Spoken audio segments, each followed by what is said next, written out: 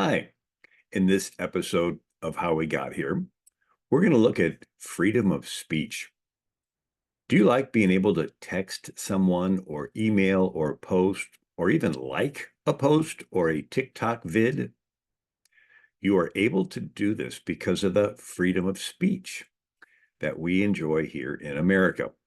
In other countries, people live in fear of their government, like in China or North Korea.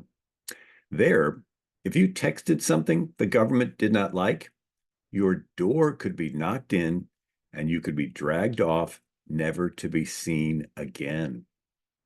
In fundamentalist Muslim countries like Iran or Somalia, a person could be killed for insulting Islam. In 1945, Alexander Solzhenitsyn was arrested and spent 8 years in Soviet labor camps. He explained, I was arrested on the grounds of what the censorship had found in my correspondence with a school friend, mainly because of certain disrespectful remarks about Stalin, although we referred to him in disguised terms. In North Korea, people have been killed for saying something bad about the supreme leader, Kim Jong-un.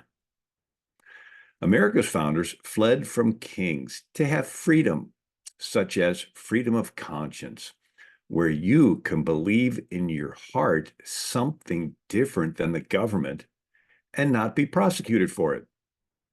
Freedom of speech, being able to tell your thoughts to a friend without fear of arrest.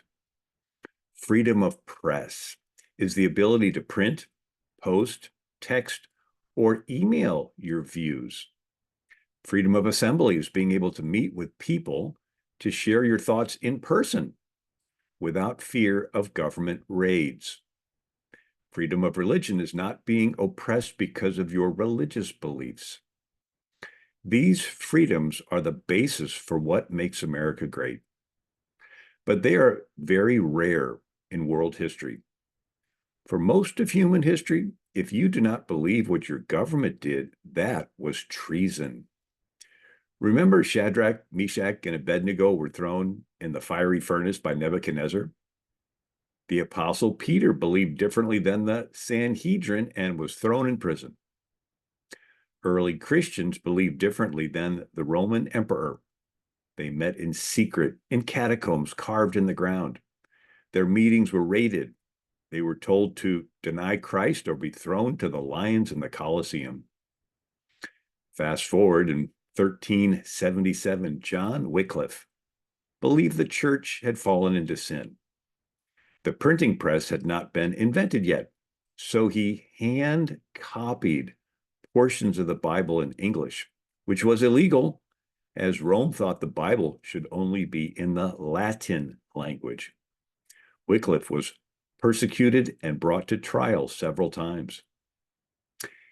In the year 1418, in Czech Bohemia, John Huss held views different than the church hierarchy and was betrayed, imprisoned, and burnt at the stake. In 1517, Luther tacked to the bulletin board door of the church 95 debate topics, questioning the Pope's authority. He had to stand trial and would have been killed had he not been rescued by Frederick III of Saxony. In 1535, Sir Thomas More, a Catholic, did not agree with Henry VIII's becoming head of the Church of England. As a result, Thomas More was sentenced to be hanged, disemboweled, then have his arms and legs tied to 4 horses and pulled in opposite directions. The king was nice and just had him beheaded. William Tyndale illegally printed Bibles in the English language and smuggled them back into England. He was betrayed, and Henry VIII had him burnt at the stake in 1536. King Charles I had an Anglican Archbishop, William Laud, who sent spies into the churches to listen to the pastor's sermons to see if they said anything against the king's ordinances. If a pastor did, they were arrested and brought to a secret government room called the Star Chamber because it had stars on the ceiling. It was similar to a January 6th hearing room. They were not allowed to have witnesses in their favor, or a defense attorney, or even know who had accused them. If pastors did not give the answer the judge wanted, they were held in contempt of court or charged with perjury and put in jail cells for years. Prisoners were not even fed. They had to have some friend that missed them, that brought them food, or they would starve. These abuses led America's founders to include the Fifth Amendment in the U.S. Constitution so that no one can be forced to testify against themselves. In 1637, Archbishop Laud used the Star Chamber to punish religious dissenter William Prynne. He was tied to a pillory, a public pillar, where he had his ears cut off and then branded on the face with the letters SL for seditious libel.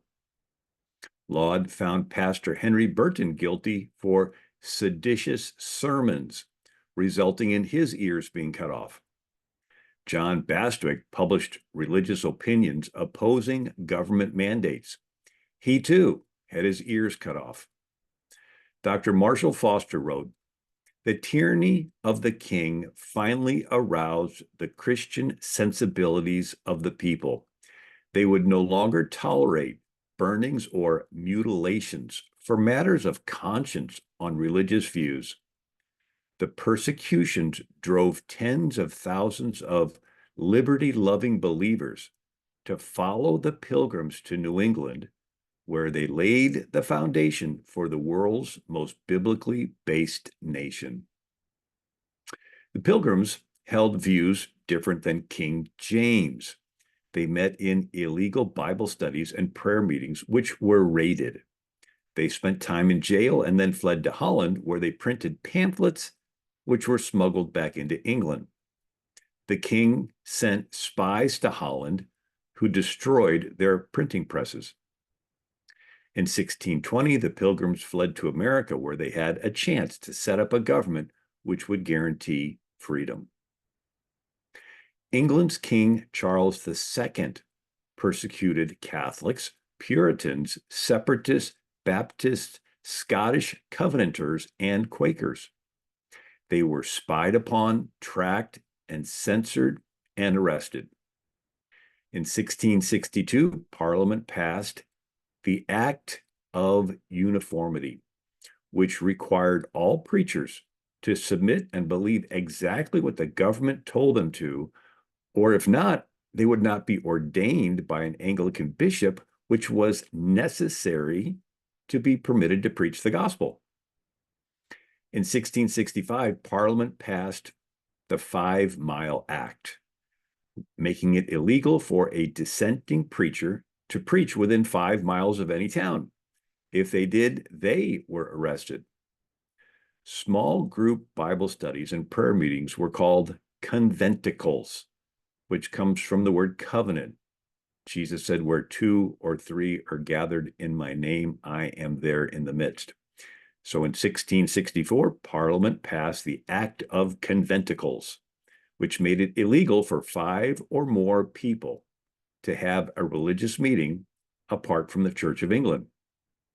If someone was caught with a small group making up prayers, the police, similar to the FBI, would bust into their house and arrest them. The Conventicle Act was changed to the Riot Act because you could be planning an insurrection in your little Bible study. The police would kick in the door, pull out a piece of paper, and read the Riot Act, which said everyone must immediately disperse or they will be arrested, dragged to the Star Chamber, and thrown in prison. It was so severe that it went into our expression, "Read them the Riot Act." King Charles II and King James II persecuted Scottish Presbyterians, imprisoned Quakers, and crushed Catholic revolts in Ireland. During the killing time of 1680 to 1688, they tracked down and killed some 18,000 Scottish Presbyterians. In 1657, at the age of 29, John Bunyan became a Baptist minister. He was preaching in a farmhouse near Bedford, England, when it was raided by the police. He was arrested and dragged away, all because he was having an unauthorized Bible study. Bunyan wrote in A Relation of My Imprisonment, upon the 12th of November, 1660, the justice issued out his warrant to take me, as if we that were to meet together to do some fearful business to the destruction of the country, when alas, the constable, when he came in, found us only with our Bibles in our hands, ready to speak and hear the word of God. So I was taken and forced to depart. But before I went away, I spake some few words of counsel and encouragement to the people, declaring to them that they would not be discouraged, for it was a mercy to suffer upon so good account. We suffer as Christians. Better be the persecuted than the persecutors. Bunyan was imprisoned from 1660 to 1672, and again 1675 to 1676. During his imprisonment, he supported his family making shoelaces. It was during this time that he wrote The Pilgrim's Progress, published in 1678. The Pilgrim's Progress is an allegory of a pilgrim named Christian who flees the city of destruction and is directed by evangelists to the straight and narrow path. He overcomes temptation, deception, depression, and persecution on his way to the celestial city of Zion. In 1668, 13 years before he founded Pennsylvania, Quaker leader William Penn was imprisoned in the Tower of London. He wrote his famous No Cross, No Crown, stating, Christ's cross is Christ's way to Christ's crown. It is a false notion that they may be children of God while in a state of disobedience to his holy commandments, and disciples of Jesus, though they revolt from the cross. William Penn wrote in England's Present Interest Considered, 1675, force makes hypocrites. 'Tis persuasion only that makes converts. Persecution continued into the next century, where in England's colony of Virginia, the town of Culpeper had the Anglican government arrest Baptist pastors. James Madison wrote, January 24th, 1774, there are, at this time, in the adjacent Culpeper County, not less than 5 or 6 well-meaning men in jail for publishing their religious sentiments, which in the main are very orthodox. Jefferson composed the Statute of Virginia for Religious Freedom, 1786, which stated, Almighty God hath created the mind free. All attempts to influence it by temporal punishments are a departure from the plan of the holy author of religion, who, being Lord of both body and mind, yet chose not to propagate it by coercions on either, as was in his almighty power to do, Jefferson continued, to compel a man to furnish contributions of money for the propagation of opinions which he disbelieves is sinful and tyrannical, be it enacted that no man shall suffer on account of his religious opinions. In 1785, James Madison wrote, A Memorial and Remonstrance against Religious Assessments. The religion, then, of every man must be left to the conviction and conscience of every man, and it is the right of every man to exercise it as these may dictate. This right is in its nature an unalienable right. It is unalienable because the opinions of men, depending only on the evidence contemplated by their own minds, cannot follow the dictates of other men.